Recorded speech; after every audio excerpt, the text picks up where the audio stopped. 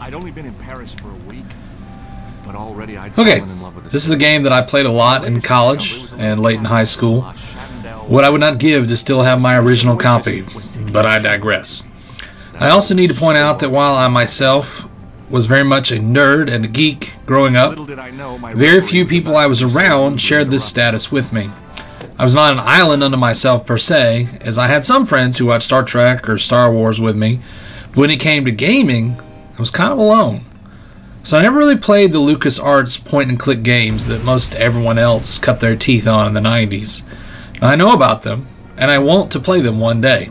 But for me, there was Myst, Myst 3, and Broken Sword.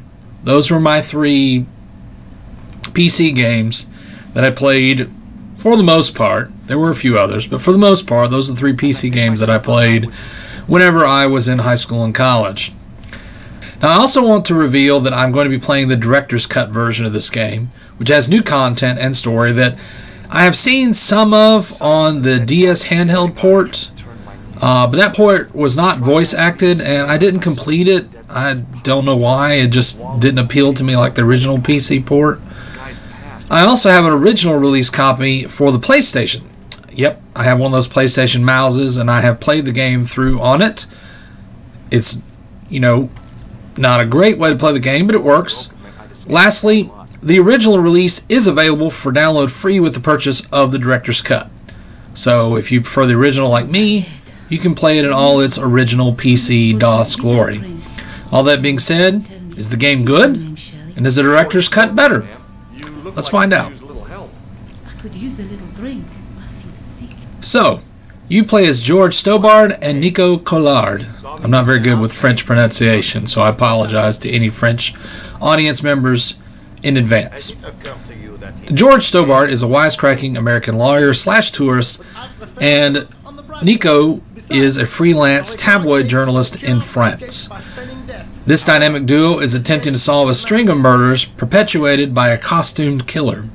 Little do they know that it is all part of a global conspiracy, and together they will uncover a sinister plot to use ancient powers to rule the world.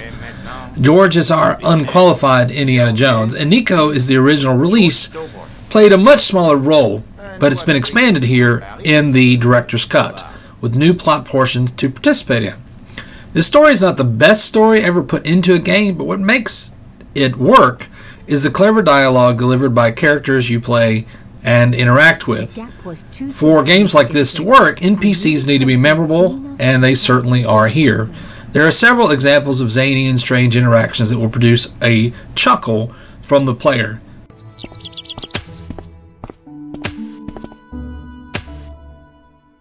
Please, hold it, right there. Oh, don't shoot.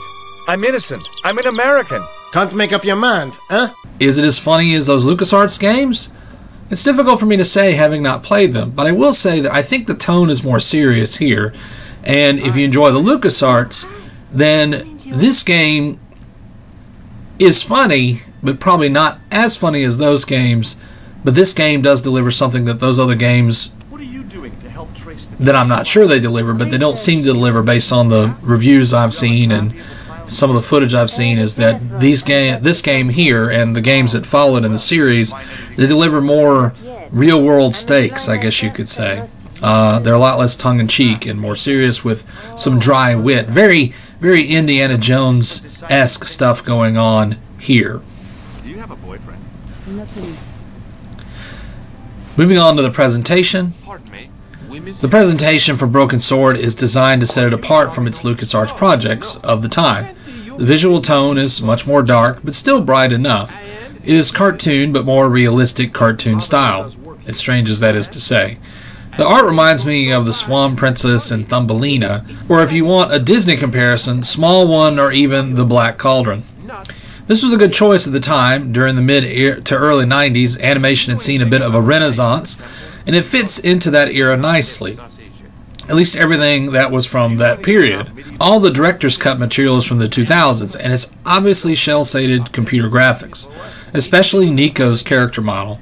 She sticks out like a sore thumb in the presentation and makes these sections feel even more tacked on. This is especially frustrating as the backgrounds for the director's cut sections are vibrant as the originals and clash very little. It seems to me a bit lazy, especially in the scene where they're using her new model next to George's old sprite. Another sad addition to the director's cut is the character portraits in the corners during dialogues. In the original game, they were absent and also unnecessary as the animated character lips moved with the dialogue on the screen.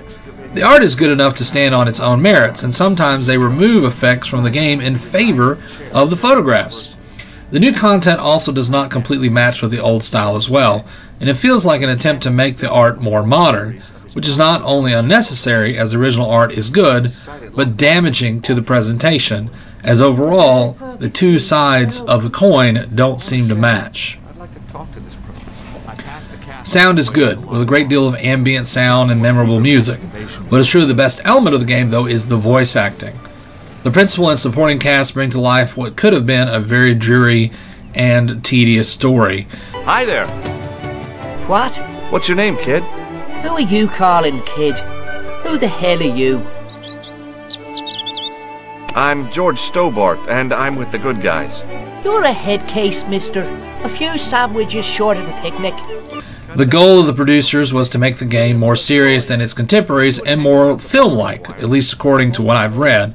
But the dialogue and its delivery keeps things from getting too dark or too real for overall benefit of the work. This is a point-and-click adventure game, so when we talk about control, it comes down to the versions of the game I've played. Out of all of them, this one controls the best, even over the original PC release. On-screen prompts are clear in purpose and menus are easily assessed and used. Even one particularly difficult puzzle from the original game is much more manageable in this version simply because of the more responsive interface.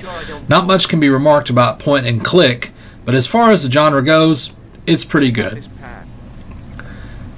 Coming down to design, again, the design of the game world is meant to invoke a close caricature of real life as opposed to a fantasy adventure. Paris feels like Paris and Ireland feels like Ireland. Some of the art is genuinely stunning, but the game is not without its flaws. Like many of the games of this era, some puzzles are overly obtuse, bordering on ridiculousness. Sometimes you will scramble forever and have everything you need, but presenting it in the wrong order. In the original release, George would walk from place to place across the screen before transitioning. Now, the director's cut does streamline this, and I want to call it an improvement, but for me, who played the original, it feels like a break in the immersion. The characters are memorable, and a lot of that is credit to their designs. Many of the puzzles have been improved in this release to be less cumbersome. The new puzzles feel a bit different from the classic ones, revolving around spatial awareness more than logic critical thinking. But the variety is welcome, but would be served better if the new puzzles types were more dispersed. It's coming down to the conclusion. Even in college, I had no aspirations to claim this as the definitive point-and-click adventure. The original release had its flaws for sure, and the goat puzzle in Ireland is notorious among the people who played this game. But I did enjoy it, both now, but especially then. I don't have a problem with the new content itself, but its sloppier execution really bothers me. Some improvements are not needed, or at worst not improvements at all. If you want my opinion, play the original if you grew up with it, like me, and the director's cut if you did not. Both come together on Steam, and it's relatively inexpensive and probably on sale soon. To answer my own question at the start, yes, the game is good, but the director's cut, in my opinion, is not better. And the jongleurs, witty, erudite men to whom the monarchs turned in their hours of need. Wait a minute, wait. Let me get this straight. Our enemies are at the borders, plague ravages the land, and the peasants are revolting. Thank God we've got Chuckles the Jongler to throw his balls around. I don't think so.